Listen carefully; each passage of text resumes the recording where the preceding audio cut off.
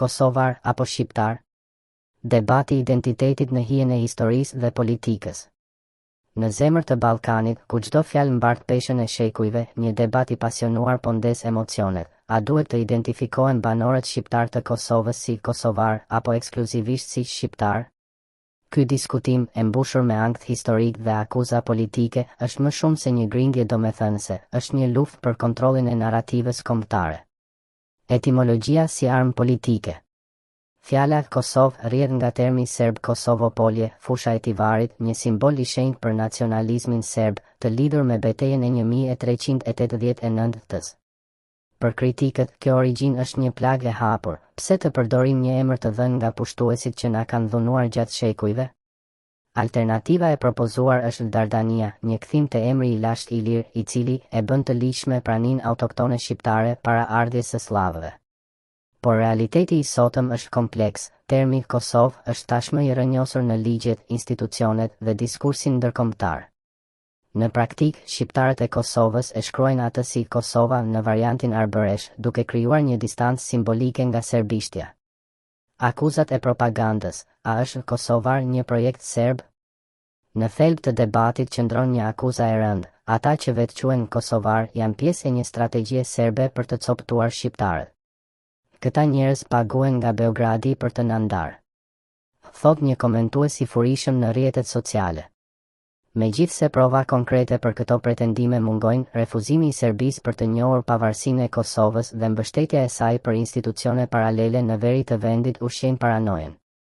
Historia e fundit i jep fuqi këtyre frikërave. Në vitet 90, regjimi i Milosevicit përdori retorikën anti-shqiptare për të justifikuar shtypjen. Sot, për shumë, çdo term që normalizon lidhjet me Serbinë është një hap drejt rikolonizimit. Dardania, mit apo shpresë për unitet?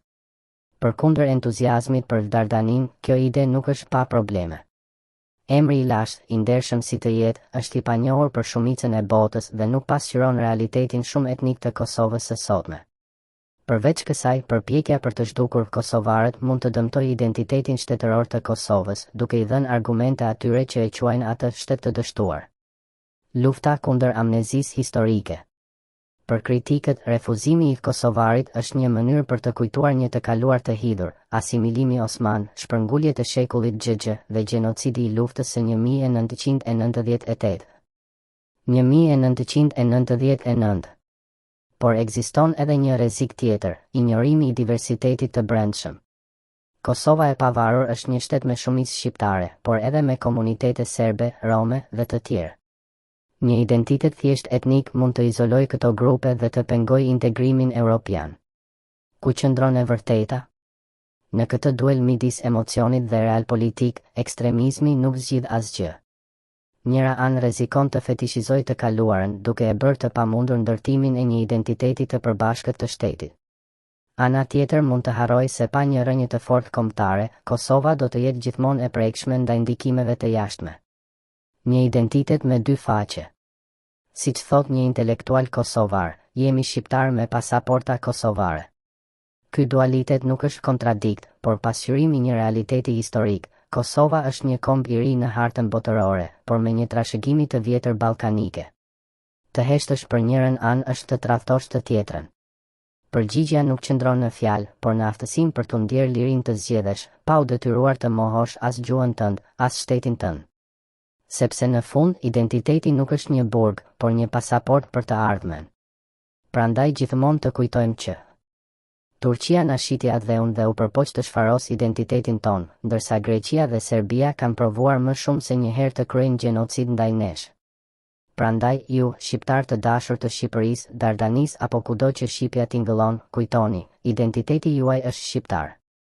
Çdo etiket tjetër nuk është thjesht një gabim, është tradhti ndaj gjakut ton dhe turp i përjetshëm për tokën që ju mban. Ky artikull nuk merr anë, por fton të reflektojmë, a mund të jemi njëkohësisht krenarisht shqiptar dhe me dinjitet kosovar? Përgjigja, ndoshta, qëndron në të qenit të aftë të mbash në duar dy histori pa i humbur asnjërin.